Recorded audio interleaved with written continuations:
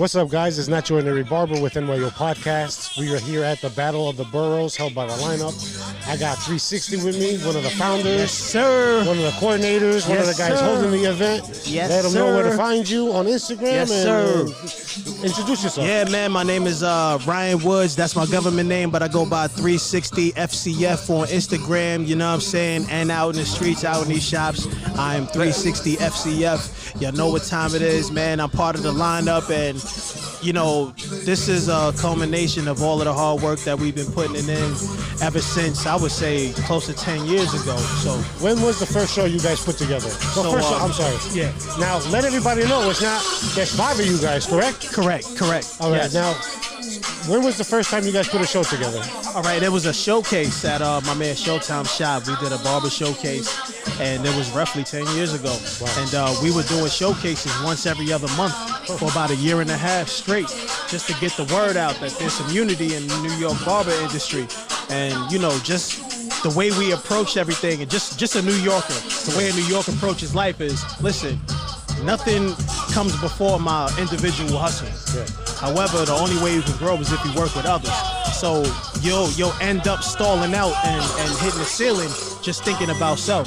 But that's the New York mindset. Yo, it's all about me, and that's that. So if it doesn't serve me right now, immediately in a moment, I'm really not going to rock with it. We had to really break that and really elevate our mind thoughts into something different. Let's work with each other. Let's unify. Let's stop acting like this is a street hustle.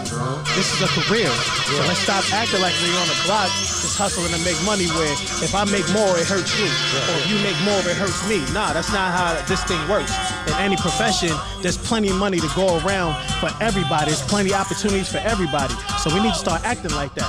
And that's why we came together as 5 barbershops that really came together to really elevate the industry and bring that unity forth in New York, because it's so hustle driven.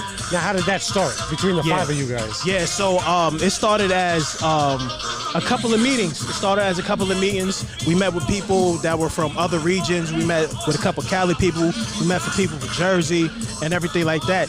And the ones that ended up sticking around and really moving forward to the point where we were throwing events was the 5. That's good. You know, me, Showtime, Dio, Lucho, and Big Ness.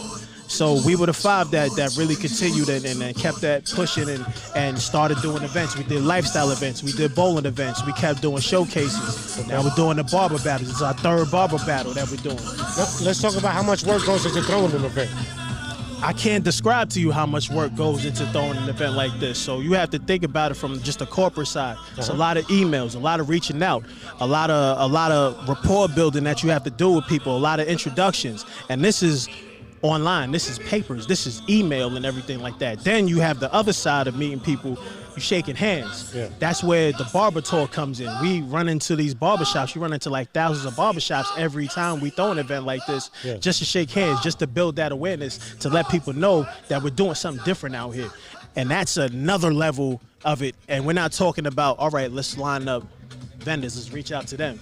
Let's reach out to the people that want to be a part of the event. So there's so many aspects that come into it, and each one of those aspects is incredibly difficult to manage. It's not impossible, but it's incredibly difficult. So how hard? So without a team, it's basically like you're just running around ragged. Right. And if you don't have a team, then your systems, your own checks and balances have to be immaculate. Super immaculate, and that takes time and energy as well. With us, I'll admit it's a little bit easier because I'm working with like-minded people. Yeah. So I can express my frustrations to my brother, and we can understand each other and be like, damn, I feel that too. You know what? Let's try to fix that in the industry, and then we can go attack. That's probably one of the hardest things too, man, to get to connect with people that you guys are all on the same page. Right. You know what I'm trying to say? So what we did, like, especially as we throw these events, we casting out like a huge fishing net. Yeah. So we do our research. We study all these barbershops that are popping up, these shops that are opening up. We go to see if you have an internet presence. We go to see if you posting up your work. Once we see that, we start noticing, like, yo, these guys might understand what we're trying to do. Yeah. So we go ahead and pound the pavement, and we just really hit all of these places up, shake hands, introduce the whole battle to the people, introduce to the people what we're really trying to do. Because the battle is one thing, but we really want to introduce unity so we can start talking about how we can elevate the business amongst one another like true colleagues in a profession. Now let's talk about that little tour, the tour you guys did. You guys went to pretty much every single barbershop in the 5 boroughs. Exactly, man. Super difficult, but I would say this time around, this is our 3rd time. We were stepping in the shops that remembered us. Now, this event is the first event you've thrown since before the pandemic. Correct. Now, how was that? How did that work out for you? So, as you know, the pandemic was difficult for everybody. But once we got all of our business in order, we got back on track and everything was settled with our own individual businesses, we all sat and said, yo, it's time. It's time. New York needs this. Now, I remember the last one that you guys did. Correct. It was I want to say it was about 5 years ago. Yeah, so that was 2019. That was the Concrete Jungle Part 2. And that was a dope one, man. So we were on track to just every year keep going. Boom. Life hits you hard, but we all got back up. We stood back on our 10 toes, and we all sat and like, yo, we survived. Now it's time to thrive. Let's get back to it. So what's next for the lineup?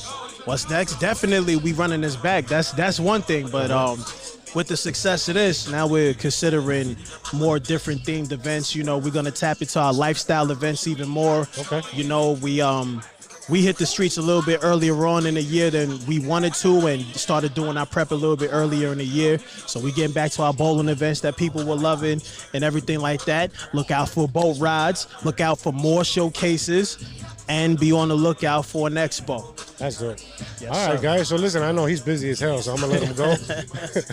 Yes, sir. Yo, I this appreciate is dope, man. you, Thank you very much. Yo, I just want to say I got to give you your roses for really showing up to these events and highlighting these barbers, man. Even from the first time I had to sit down with you, you have a deep respect for the game. Yeah, of course. And that doesn't go unnoticed. So we all appreciate all the work that you do, man. Thank you very much for everything, man. We got to give you your roses straight up. Appreciate you. Yes, sir. That's what's up. That's love. All right, yo. Y'all be safe. Peace. Peace. It's the lineup.